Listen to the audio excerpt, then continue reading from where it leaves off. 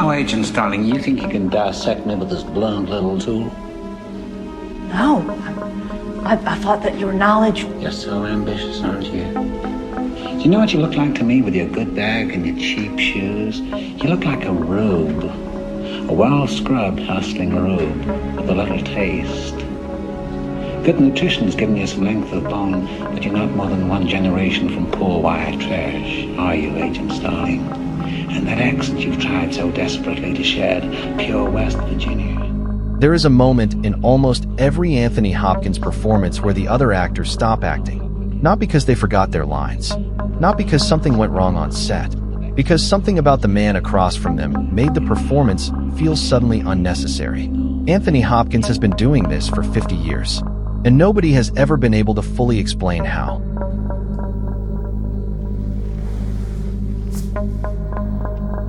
You say you're a layman.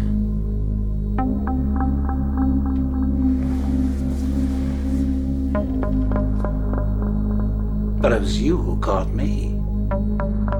Most actors work from the outside in. They build a character through research, through physicality, through voice and mannerism and studied behavior. They construct the performance and then try to find the truth inside the construction. Anthony Hopkins works from somewhere else entirely. He reads his scripts over and over and over again, sometimes 200 times, sometimes more, until the words are so deeply embedded that they no longer require thought, until the performance has nowhere left to hide. And what is left, when the thinking stops and the preparation has done everything it can do, is something that has no technical name and no teachable method. Today we are going to try to explain it anyway. He fumbles at your head like a freshman pulling at a panty girdle. If you recall well, our last collaboration ended rather messily. You get to see the file on this case. And there's another reason. I'm all ears. Watch any Anthony Hopkins performance and pay attention not to what he does, but to what he does not do. He does not move unnecessarily. He does not fill silence with action. He does not telegraph what is coming next through micro-expressions or physical tells. He is simply still, and that stillness, in a medium where almost everyone is constantly doing something, is the most powerful thing in any frame he occupies. There is a psychological concept called compressed intensity, where the complete absence of external expression forces the observer's brain to supply the interior. You cannot read the face, so you project onto it. You cannot predict the reaction, so you watch more carefully. You cannot find the edge, so you keep looking for it. Anthony Hopkins does not show you what he is thinking, and the brain cannot stop trying to find out. Watch the people acting opposite him in any scene. They are working. You can see it. The effort, the technique, the construction. And then the camera finds Hopkins and the effort disappears. Not because he is not working. Because his work was finished 200 script readings ago. What you are watching is not performance. It is the result of performance. After all the performance has burned away. Goodbye, Dr. Lecter.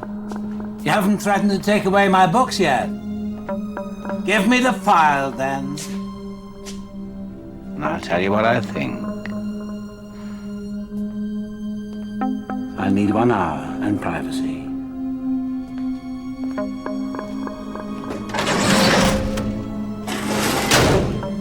Just like old times, eh, well? Implications of the right to take another life, never mind what they've done. I think, I don't think, we see in the world today people meeting force with force. I don't go along with that. I think you can't meet force with force. You meet it by negotiation and not by force. And I think killing another man because he's, as much as people might want it, I don't know. I'm ambivalent about it. Which is maybe not to what's going on. Watch any Anthony Hopkins interview, and you will notice something that takes a moment to identify. He is genuinely, completely, unperformatively at peace. Not calm in the way that someone who has practiced calm is calm. Not serene in the way that someone who wants to appear serene appears serene. Actually at peace. With himself. With the silence. With the fact that not every moment needs to be filled. There is a psychological concept called earned equanimity. the specific quality of stillness that belongs only to someone who has been through something and come out the other side without needing to perform the recovery.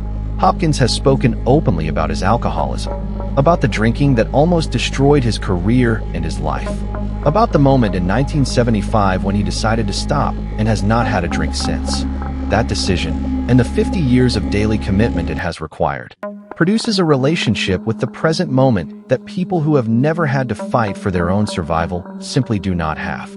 He is not calm because nothing bothers him. He is calm because he has already survived the thing that would have ended most people. And everything after that is just time. And in a way, it's a kind of healthy glimpse. You just have a look at what the face of evil is, the face of the horror. Yeah.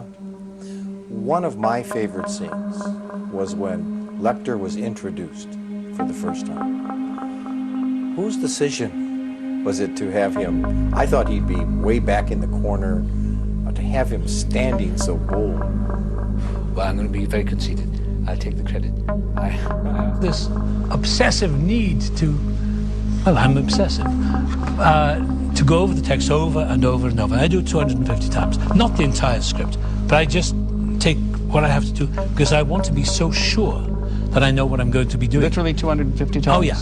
But it's a kind of magical, silly number I use. Not because I don't know it after 20 times, but something happens. There are stories from almost every major film set Hopkins has been on. He arrives prepared, completely, abnormally, almost frighteningly prepared. Lines memorized, choices made, character fully inhabited before the first day of shooting. And the effect on the cast and crew around him is always the same. Everyone works harder, not because he demands it, not because he says anything, but because the gap between his level of preparation and everyone else's becomes immediately visible and nobody wants to be on the wrong side of it. There is a psychological concept called preparation contagion, where the visible commitment of one individual in a group raises the standard for the entire group without a single word being spoken. Hopkins does not lead by example as a conscious strategy. He simply prepares the way he has always prepared, and the room reorganizes itself around that standard. This is the same mechanism as Dwayne Johnson on a film set, but where Johnson does it through warmth and physical presence, Hopkins does it through the silent, slightly terrifying evidence of 200 script readings sitting behind his eyes. You are also dyslexic, are you? I suppose I was. I suppose I am. Well, Because there are a lot of creative people that are dyslexic. Yes. I think I was. I was what would be branded as a poor student. I was called educationally way below the standard of my school. Because you had trouble reading. Reading, and so I sat at the back of the classroom, in a stupor of confusion.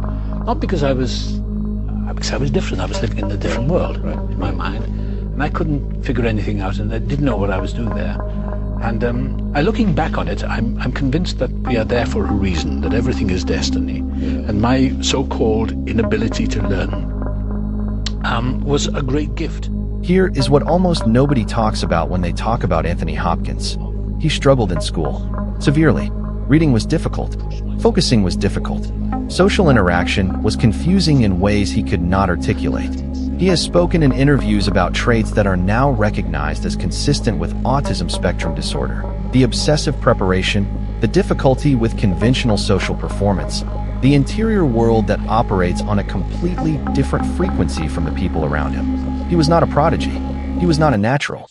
He was someone for whom the normal paths were not available and who found, almost by accident, that the thing which made ordinary life so difficult, the inability to be anything other than completely interior, completely absorbed, completely himself, was exactly what made him extraordinary on screen. There is a psychological concept called Constraint Driven Excellence, where the limitations that make conventional success impossible become the exact mechanism of unconventional mastery. Hopkins cannot perform in the way most people perform. He can only be, and on screen, in front of a camera, in a medium that can see through performance to the truth underneath. Being is everything. Hopkins once said, "I have no patience for things that are not real. I have no patience for performance. I have no patience for the gap between what someone says and what they mean." And then he spent 50 years playing the most terrifying, most complex, most completely realized human beings ever committed to film. That is not a contradiction. That is the whole answer.